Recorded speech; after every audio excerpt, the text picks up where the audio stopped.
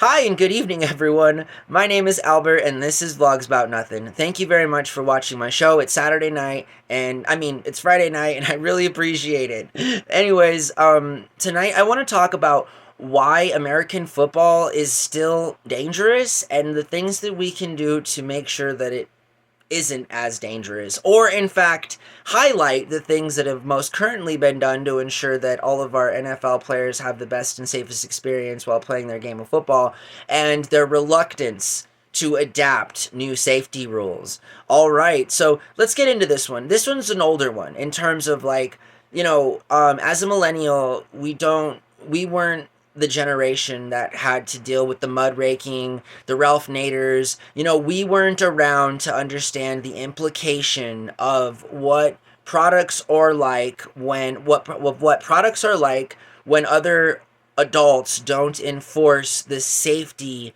utilization of those products that are sold. So, for example, mud raking, Ralph Nader, this is all akin to the fact that automobiles were made with no seatbelts, right? And it took legislation on a federal level from somebody advocating for safety policies after empirical evidence from several years demonstrating people's mortality and the fact that putting seatbelts in cars would actually save people's lives, right? Like the fact that that common sense ideology had to be debated for years for there to be actual change should show you something, right? As it concerns safety in and of itself and as it's practiced and enforced here in America. Listen, I get it.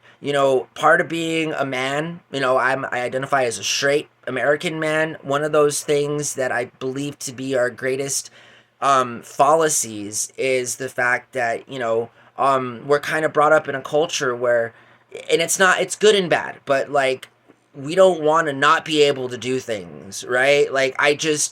That's an American man, right? As it concerns my opinion of American men, and from my perspective, a straight American man is you never want to say, you never want to offer a challenge to a guy, right? You never want to say, like, hold my beer, right? That's because then it's just something between men, right? It's just something you've challenged me, now I gotta do it, kind of a thing. And so it's sort of just like, I am really frustrated right now. Oh yeah, the safety rules.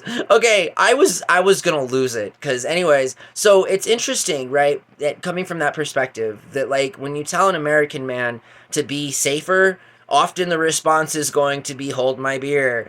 And I'm not sure if that's an informed consent or informed knowledge of needing to do what we're being asked to do as it concerns our safety, or if we always just take safety as a challenge. Now, there are categorically different ways to approach that situation. Point in fact, the aforementioned notions, right? And so I just find it interesting that even in the 21st century, or I don't find it interesting. I don't find it interesting that in the 21st century there are grown adult men who don't want to be safe. Again, this is something that I don't think women or they or them will understand. In that very just, maybe they will. I don't know. I'm not selling them short. I'm just saying that it's here in America, there's this need for big guys, especially, and all of us. I'm a short man. But, to just say, we can do this. We don't need a helmet to ride our motorcycles.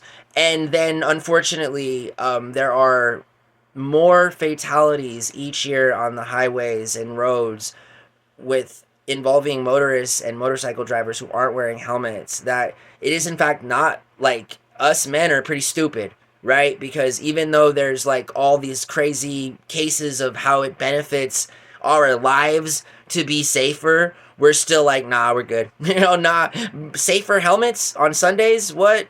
Take that away from me. I don't need any more weight on my head. I don't even need a helmet. And it's sort of like, don't do that to men, right? Don't ask them to be more dumb than we already are. Because frankly, hold my beer kind of a thing. You don't think we can be that stupid? Are you kidding me? Let's set this bar lower. So I'm just saying that, rules need to be made and then they need to be enforced. And then we need to talk to grown men like, the fragile kind of sensitive individual cases that they are, right? I feel like it would be weird to be a big guy and to just think to myself that I'm supposed to be strong and like, unbreakable and have no emotions and just be this, like monster in football or whatever, when in fact, hey, my big guys out there, I'm sure you guys need that love too, right? I mean, just because you're bigger doesn't mean you're inherently designed to inflict more violence than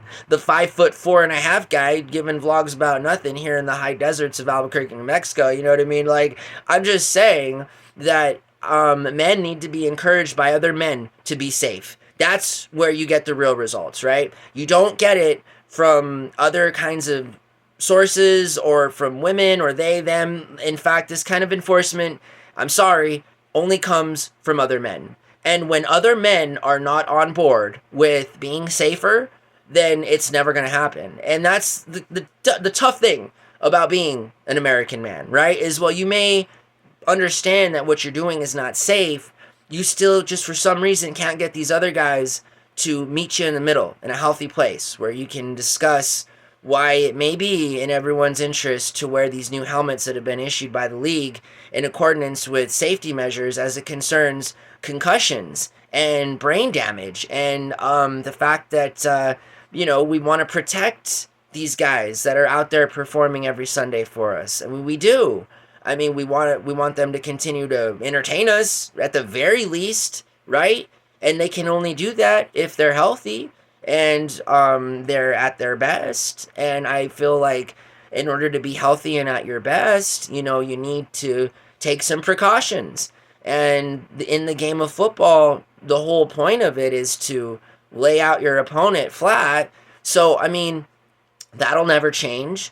Sacking the quarterback and having an entire line of fools that are getting past another entire line of fools to get after that ball. I mean, it's a tough sport, and I really feel like men should do ourselves a service by allowing these new safety standards to take place, right? Without it interfering with what we believe to be our definitive definition of being a man is, right? Because I gotta tell you, as much as I am a man of a hold my beer kind of a status, please don't challenge me, I also understand at some point, that we gotta be safe and that we're only as good as our most recent terrible decision. And if our most recent terrible decision is to not be safe, then we run the risk of not being able to make any decisions at all in the future whatsoever, right? And that is not good. So, we do need to have these conversations amongst men, right? Because the wife and the children and our parents can do as much as they want to instill the kind of common sense that we should already have as it concerns our safety. But hey, American men, I get it. You feel me? I do. I'm a short guy who constantly is trying to prove myself in a world of men where you were all bigger than me. You feel me? Like, yeah, I got a short man complex. I live in a world where everyone is bigger than me. So, yeah, we all do what we got to do to get through our day or whatever, you know what I mean? But being a part of the boys club and being in deep with that group, I would say there's nothing wrong with being safe, and there's nothing wrong with being able to, in a stable manner, show up back home Mondays after the Sunday games and be the best male that you can be to your family or to those people around you. You can't do that if you choose not to wear a helmet, or if you choose not to wear this new league issued helmet that protects the very sense of the person that you are, right? So, like, men, let's be safe, all right? Seriously, you may not need to listen to this short man here telling you how to be safe with your own big bodies out there, big guys, but I'm telling you that, being on your club or whatever, that I can say this, there's people that care about you, right?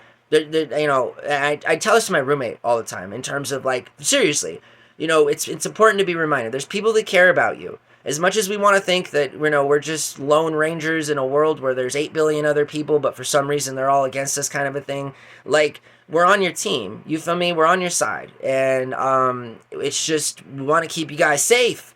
You know, I mean, even to the biggest men out there, you know, we want to see you return home safely, my guy. You know, that's it, right? And so it's nothing more. It's nothing personal. It's not a direct individual attack on one's rights to choose whether or not they should be safe or safe to begin with. I mean, that's not it.